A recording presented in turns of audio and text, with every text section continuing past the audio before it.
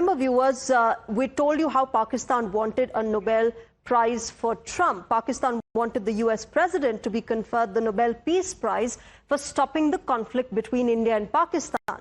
But has Pakistan's duplicity been exposed again? Well, remember, just a few days back, Pakistani Army Chief Asim Munir met with Trump over lunch at the White House, in which the Iran-Israel war also figured. The US president said Munir agreed with his view on Iran, and this was confirmed by none other than the US president himself. Now remember, just a week later, it appears Pakistan is disenchanted with the Americans' view of the war. Pakistan has now unequivocally condemned the US strikes on Iranian nuclear facilities and has called it an attack that raises grave concern over possible escalation and one that violates all norms of international law. Pakistan has also said Iran has the legitimate right to defend itself, and any further escalation could have devastating consequences. On the other hand, Pakistan has also firmly backed Iran at the UNSC and not Trump, with whom Asim Munir broke bread in Washington, D.C. with just earlier this week. Listen in to what Donald Trump had said. Well, they know Iran very well, better than most, and they're not happy about anything. It's not that they're bad with Israel. They know them both, actually, but they're probably, maybe they know Iran better. But they see what's going on, and he agreed with me. The reason I had him here, I wanted to thank him for not going into the war, just, ending the war. So that, of course, was the US president.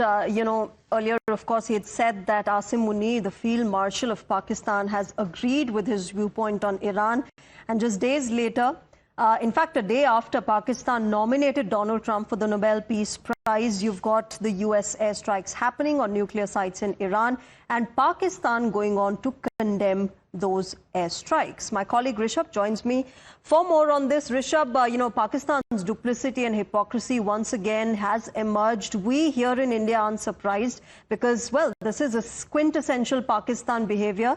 You say something, you do something else. This time around, they said they are with Donald Trump on Iran, and yet they go on and condemn the airstrikes on Iran's nuclear facilities by America.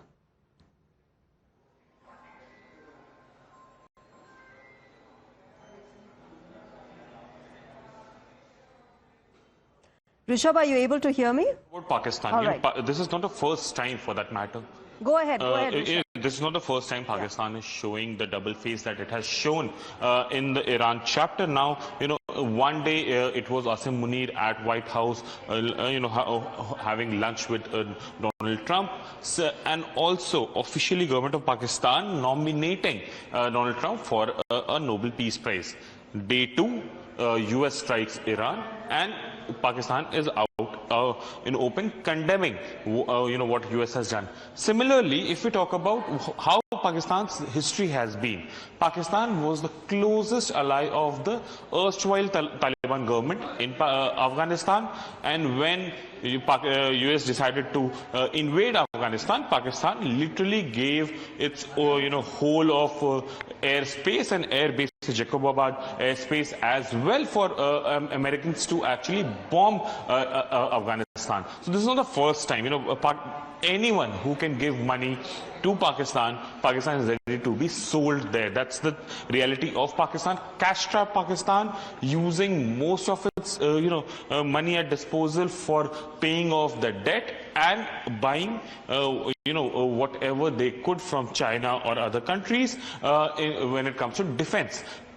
Welfare has gone to dogs in Pakistan. The government of Pakistan literally has no locus standi, and the latest example was the OCI, where the Prime Minister was sitting in Islamabad and Asim Munir, the army chief, along with the foreign minister, was representing Pakistan at OCI, meeting Erdogan and other leaders at OCI. So the point is, Pakistan does not understand what the actual future will look like. They're looking, working on a knee-jerk reaction, and whatever the said day they feel is beneficial, they go ahead with it.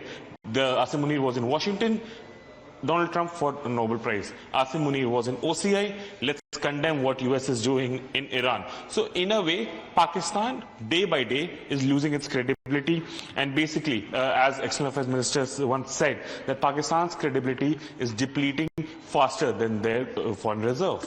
Right, Rishabh, thanks very much for joining us at the moment.